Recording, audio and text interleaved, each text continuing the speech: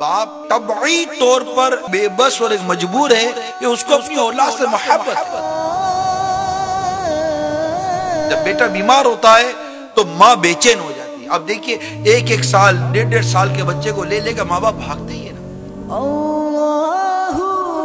ماں باپ بیمار ہو جاتے ہیں نا،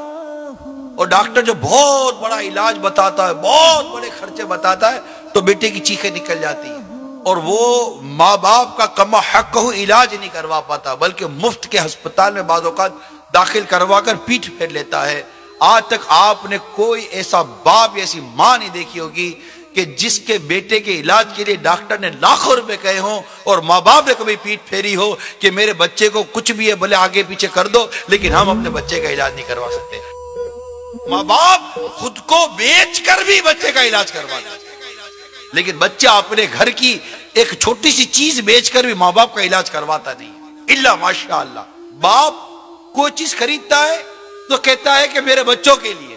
اور بیٹا جب کوئی چیز خریدتا ہے تو کہتا ہے کہ میرے لیے، چلو تمہارے لیے صحیح۔ ایسے ہی ماں باپ کی دل جوئی کے لیے تو کہتے ہو کہ ابو یہ میں آپ کے لیے لایا ہوں، ارے میرے وجود کا سبب میرے ماں باپ ہیں، اور آج جب میرے پاس کچھ آ گیا تو میں کہتا ہوں یہ میرا ہے۔ ماں باپ نے تو کبھی نہیں کہا تھا یہ میرا ہے۔ باپ نے تو زندگی بھر ایک ہی دھن میں کمایا، اپنے بچوں کے لیے کما رہا ہوں۔ اب پوچھے باپ کو، یار پوچھو نا باپ کو، باپ تو بات ہی ایک ہی کرتا، اپنے بچوں کے لیے کما رہا ہوں، ٹینشن لیتا ہے، ہاتھ پیر مارتا ہے تاکہ میں اپنے بچے کے لیے دودھ کا انتظام کر سکوں، اپنے بچے کے لیے کھانے پینے کا انتظام کر سکوں۔ ڈاکٹر مہنگی مہنگی دوائیاں دیتا ہے، ایک سے جا کر قرضہ مانگتا ہے، خدا را میرے بچے کا علاج کروانا ہے، مجھے کچھ پیسے لا کر دو، میری بیٹی بیمار ہے، مجھے پیسے لا کر دو۔ اور جب یہی باپ بیمار ہوتا ہے